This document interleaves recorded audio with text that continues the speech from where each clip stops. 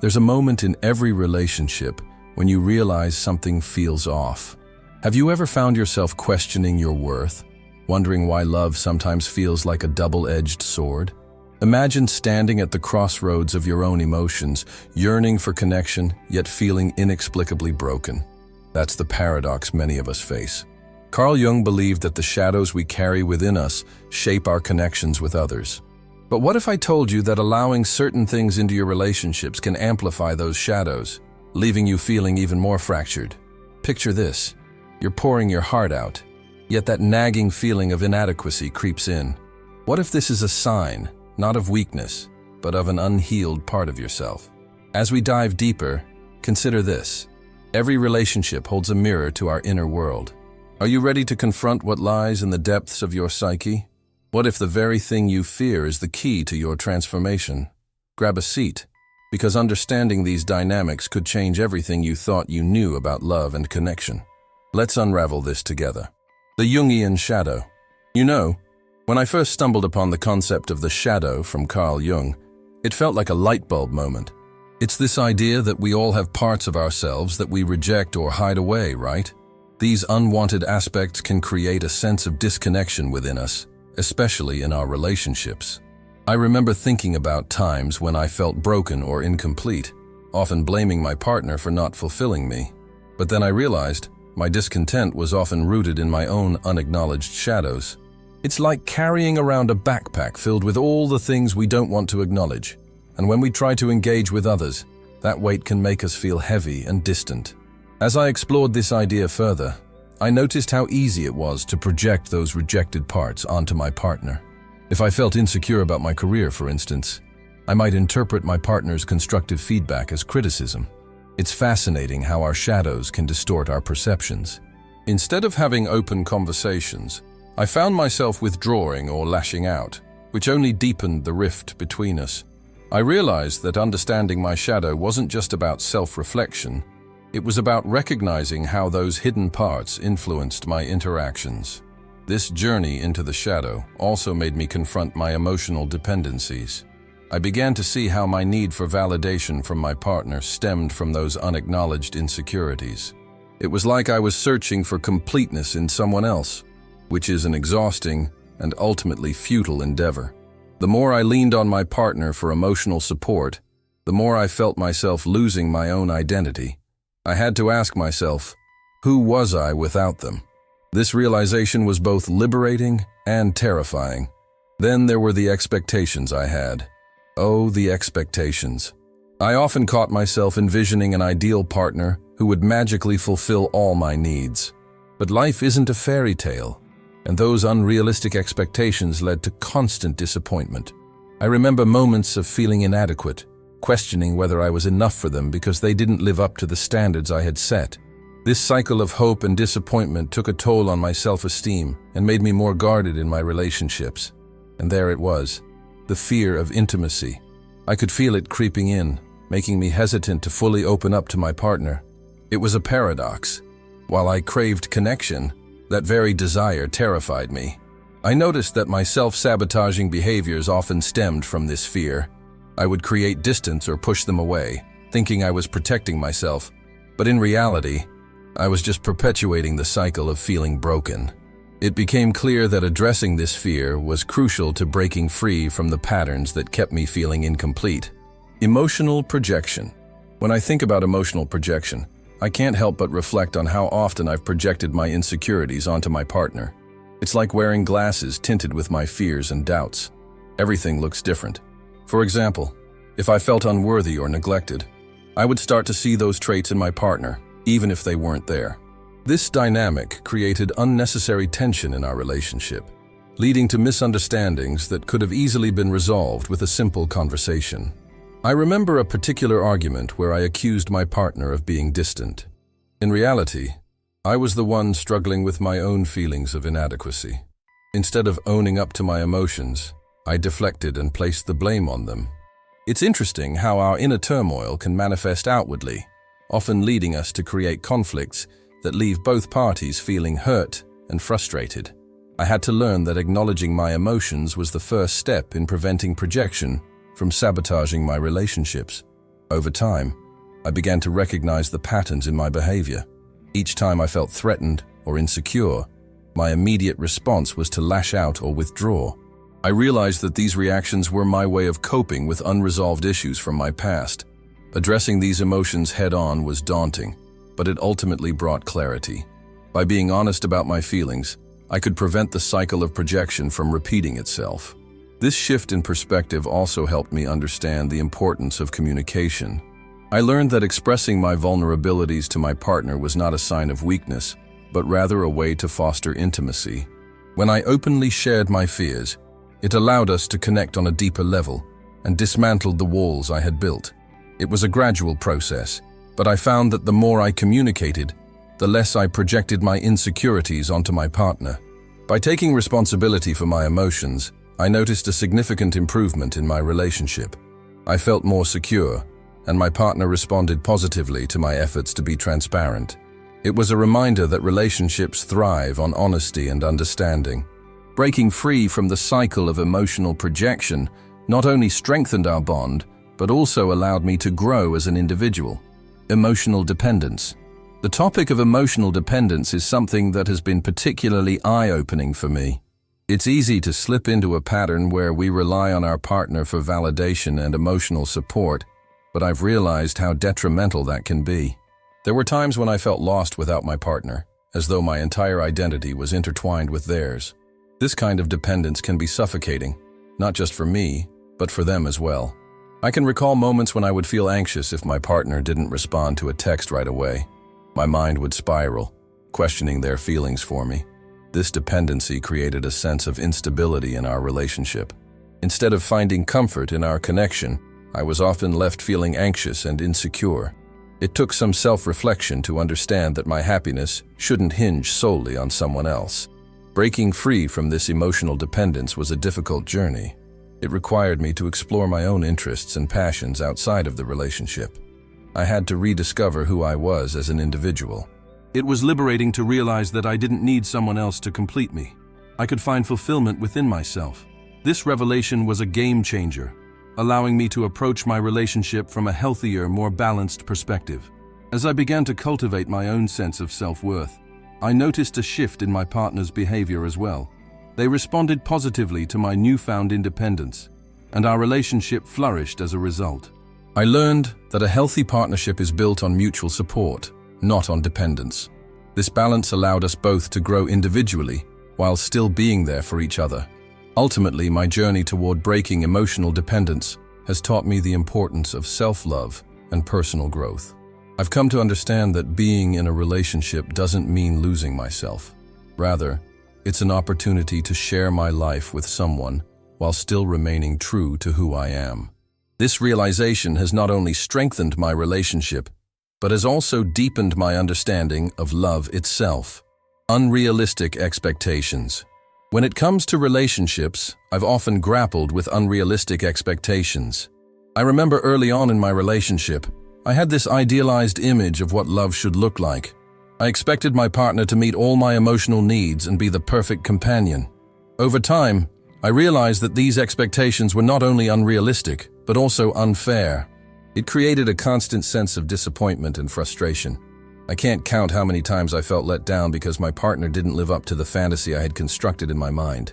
I expected them to know what I needed without me having to say a word. This pressure was immense, and it led to feelings of inadequacy on both sides.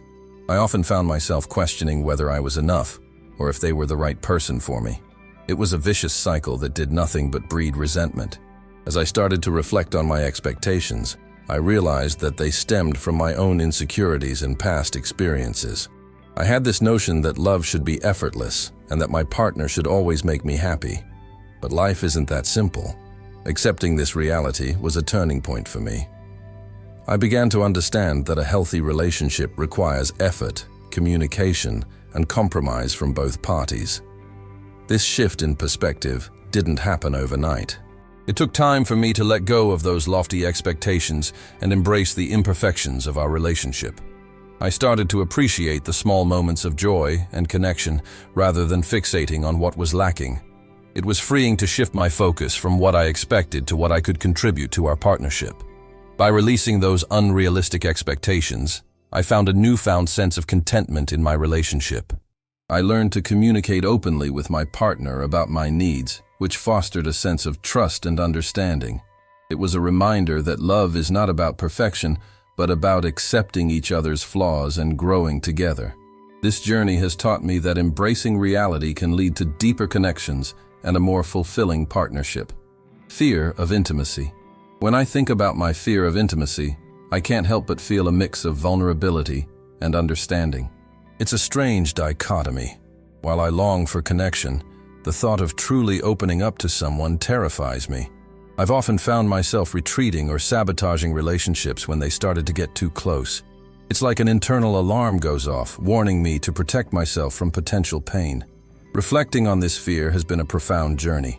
I've realized that it's often rooted in past experiences, where vulnerability led to hurt. I can recall moments where I let my guard down, only to be met with disappointment or betrayal. These incidents left scars that made me hesitant to trust again. I had to confront the fact that my fear was preventing me from experiencing the depth of love and connection that I truly desired. As I navigated this fear, I began to recognize the patterns in my behavior. I noticed that whenever I felt someone getting too close, I would instinctively push them away.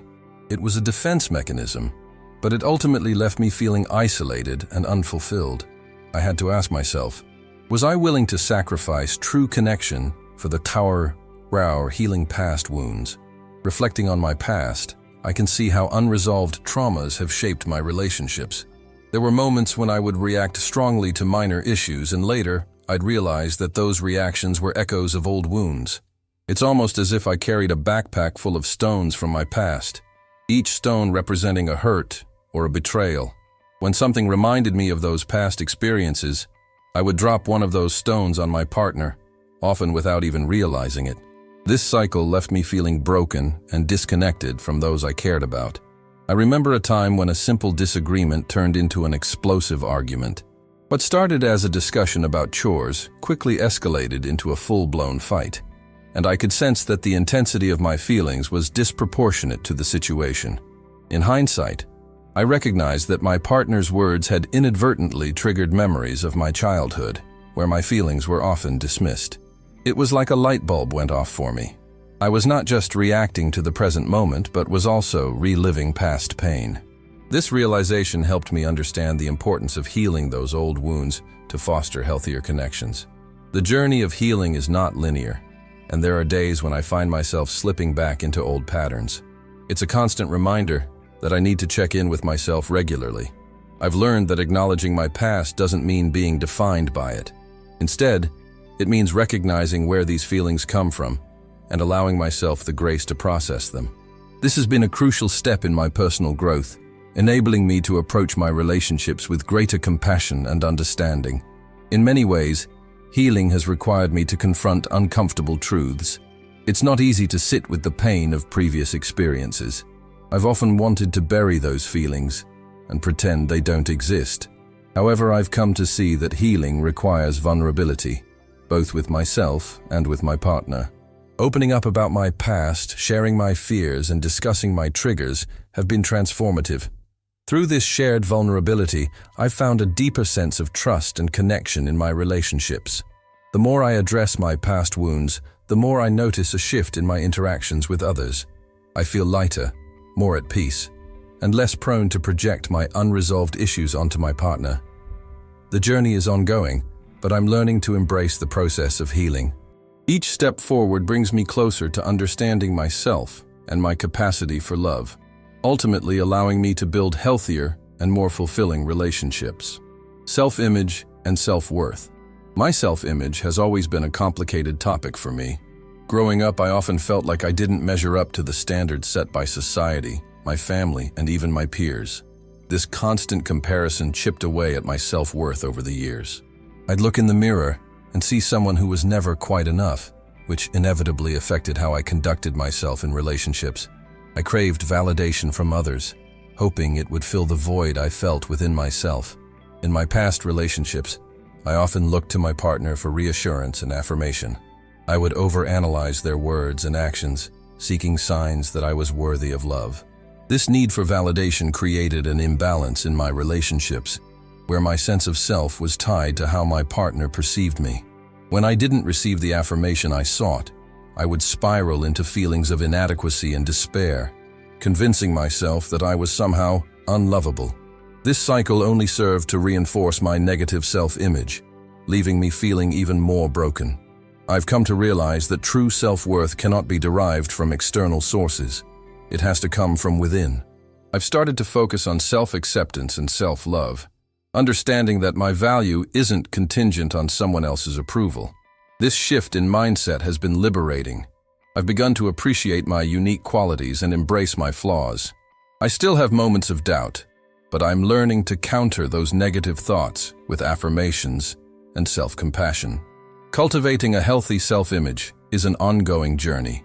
I've discovered the importance of surrounding myself with supportive individuals who uplift me rather than tear me down. Engaging in activities that bring me joy and fulfillment has also contributed to improving my self-worth. Whether it's pursuing a creative hobby or spending time with friends who genuinely appreciate me, I've found that these experiences help reinforce my value. As I continue to work on my self-image, I notice a ripple effect in my relationships. I'm more confident and less likely to seek constant validation from my partner. Instead, I approach my relationships with a sense of balance and mutual respect. The journey of self-discovery and self-acceptance has not only helped me heal, but has also enriched my connections with others, fostering healthier and more authentic relationships. Resistance to vulnerability. Vulnerability has always felt like a double-edged sword for me. On one hand, I understand its importance in forming deep, meaningful connections. On the other, the fear of being vulnerable often holds me back. I've spent years building walls around my heart, convinced that if I didn't let anyone in, I wouldn't get hurt. However, this resistance to vulnerability has led to feelings of isolation and disconnection in my relationships. I can recall several instances where I felt the urge to open up, but chose to hold back instead. Whether it was sharing my fears, insecurities, or even my dreams, I often pushed those feelings down, thinking it would protect me from potential rejection. But the irony is that by not allowing myself to be vulnerable, I was inadvertently creating distance between myself and my partner. I was missing out on the beauty of authentic connection, which requires both parties to be open and honest. Over time, I've begun to challenge this resistance. I've realized that vulnerability is not a weakness. Rather, it's a strength that fosters intimacy and trust. Taking small steps to share my thoughts and feelings has been incredibly empowering. I remember the first time I opened up about my childhood fears to my partner. It was terrifying, but the relief and closeness I felt afterward were worth the risk. I learned that vulnerability invites others to be vulnerable in return, creating a safe space for both of us to express our true selves. In my journey toward embracing vulnerability, I've also come to understand that it doesn't mean sharing everything all at once. It's about creating a gradual process of trust. I've learned to communicate my needs and boundaries, which has made it easier for me to let my guard down. The more I practice vulnerability, the more I realize that it is a vital ingredient in building solid and lasting relationships. As I continue to let go of my fears and embrace vulnerability, I feel a sense of liberation. I'm learning that it's okay to be imperfect, and that sharing my struggles can deepen my connections with others. Embracing vulnerability has transformed my relationships, allowing me to experience love and intimacy on a much deeper level.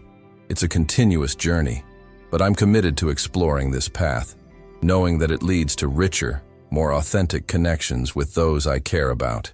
Farushan, cycle of rejection and acceptance. You know, it's fascinating how our emotions ebb and flow in relationships. There's this relentless cycle of rejection and acceptance that often feels like a roller coaster ride. I remember times when I'd feel completely accepted by my partner, only to suddenly find myself questioning everything during a minor disagreement. It's almost as if we create these invisible walls around ourselves, fearing that if we let someone in too much, they might reject us. This cycle can be exhausting. One moment you're floating on cloud nine, and the next, you're plunged into self-doubt and insecurity. It's not just about the other person's actions. It's also about how we interpret those actions. Sometimes I'd project my own fears of inadequacy onto my partner, assuming they were pulling away when, in reality, they were just having a bad day. This misunderstanding can lead to a spiral of rejection where I start to withdraw, convinced that if I keep my distance, I won't get hurt. It's a strange dance of pushing away and pulling back, all fueled by our inner insecurities. The cycle leaves us feeling more isolated than ever, even in the presence of someone we care about deeply. The impact of this cycle is profound. It can lead to a persistent sense of feeling broken or not enough. In moments of rejection, I'd often find myself thinking, maybe I'm just not deserving of love. It's an insidious thought process that can easily turn into a self-fulfilling prophecy. The more we feel rejected, the more we convince ourselves that we're unworthy, which in turn affects how we engage with the people we love. It's like being caught in a loop, where every cycle reinforces our fears and insecurities. However, recognizing this cycle is the first step toward breaking free. It's essential to understand that rejection doesn't have to define our self-worth. By acknowledging that these feelings are part of a larger emotional landscape, we can begin to shift our perspective. For me, journaling about my feelings and discussing them openly with my partner helped illuminate the patterns. Once we can see the cycle for what it is, we can start to cultivate acceptance, both of ourselves and of each other. Ultimately, embracing the cycle of rejection and acceptance allows for deeper emotional connections. It's about being vulnerable enough to express our fears and insecurities openly, creating a safe space for both partners to share. When we can communicate our feelings instead of letting them fester, we pave the way for a healthier relationship dynamic. Acceptance becomes a choice, a conscious decision to see the beauty in our imperfections and to love each other through the highs and lows. Paths to integration. When it comes to healing and creating healthier relationships, integrating our shadows and past wounds is crucial. It's almost like piecing together a puzzle where some pieces have been missing for years. I remember when I first began to confront my emotional baggage. It felt overwhelming. The idea that I had to face the parts of myself I'd long avoided was daunting. But as I started to explore these aspects, I realized that integration didn't mean erasing my past. It meant understanding and accepting it. One effective strategy for integration is mindfulness. By being present with my feelings instead of running away from them, I began to notice patterns in my behavior. I found that when I felt rejected, I would often revert to old coping mechanisms, like shutting down or lashing out. Mindfulness allowed me to pause and reflect, giving me the opportunity to choose a different response. It's remarkable how simply acknowledging our feelings can create space for healing. Another essential part of this journey has been seeking support from others. Whether it's through therapy or talking with trusted friends, sharing my experiences has been transformative. I've learned that I'm not alone in my struggles, and hearing others' stories has helped me to see my own in a new light. This communal aspect of healing fosters a sense of belonging and acceptance, reminding me that we all carry our shadows. Additionally, I've discovered the power of self-compassion in this integration process. It's easy to be hard on ourselves, especially when we confront our flaws and insecurities. However, approaching myself with kindness and understanding has been a game changer. When I treat my past mistakes as learning experiences rather than failures, I create a more nurturing internal dialogue. This shift not only benefits my relationship with myself, but also enhances how I relate to others. Finally, integration is about taking action. It's not enough to simply understand our shadows.